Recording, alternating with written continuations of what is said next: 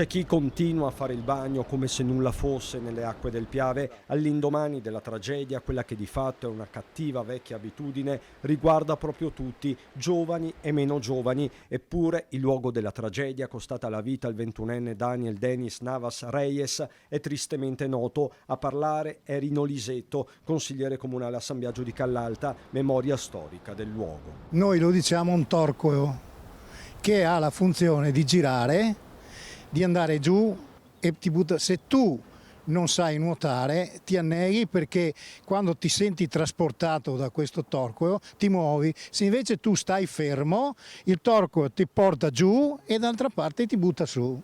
Cioè è questione di breve tempo. Se invece tu dentro ti agiti, te resti là. Più in generale si riaccendono i riflettori su quello che sarebbe un divieto generale, quello di fare il bagno nelle acque del Piave. Lo ribadisce la sindaca Pillon, lanciando di fatto un appello anche ai tanti frequentatori dell'area che arrivano da fuori comune. Non ci sono le condizioni per consentire la balneazione in sicurezza.